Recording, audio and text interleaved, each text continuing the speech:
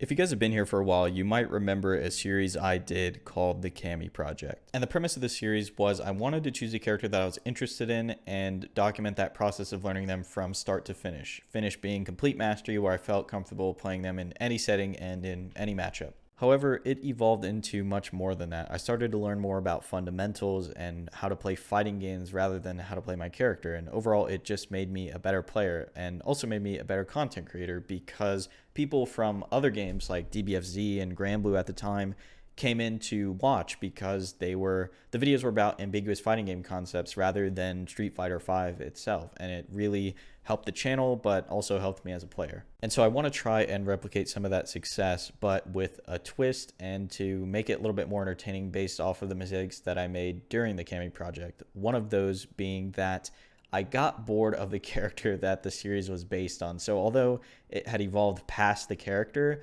that was still sort of the basis of the whole thing. And when you get bored of the character that you base the entire series on, it doesn't bode very well for the content. So this time, I think what I need to do is choose two characters. One character being the main one that we want to optimize and play at a very high level, and two, a character that I think is fun and interesting and that I want to learn on the side just to blow off some steam.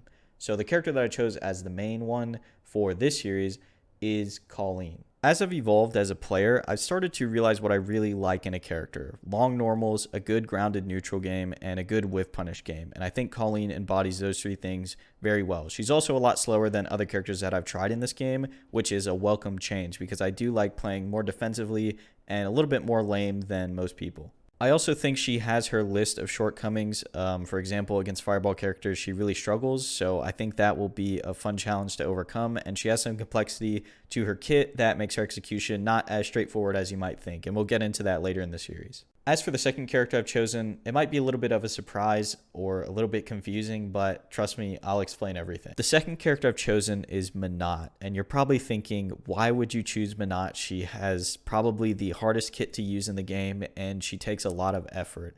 And that's precisely why. If I get bored of playing Colleen, I think coming onto this character and playing just in training mode, messing around with her setups or her V-trigger, and just blowing off steam would be very beneficial. I think she's a character with infinite depth, and she is very interesting to me, but is a little bit too hard for me to say that I could play in any matchup. I think the way you have to play her from matchup to matchup varies a lot more than other characters. I think she's a fun character to mess around with, but I don't know if I have what it takes to unlock her full potential. So that's why I put her in the second spot. I think Colleen is a safer choice and a better character for me personally, but this is one that would be very fun to see every once in a while and to hop on every once in a while if I do get bored.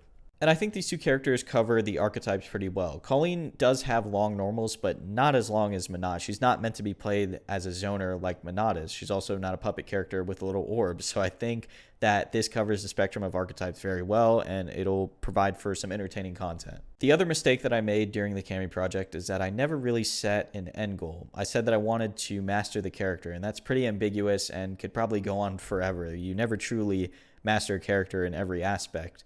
So I think this time it's important to set an end goal, even if it's like tentative and not solid. I think it's important to set a tangible end goal that we can track. So we'll say diamond. We'll say once I hit diamond on Colleen and Manat to some degree, we will stop there and reevaluate whether we want to continue and go into masters or whether we want to switch characters.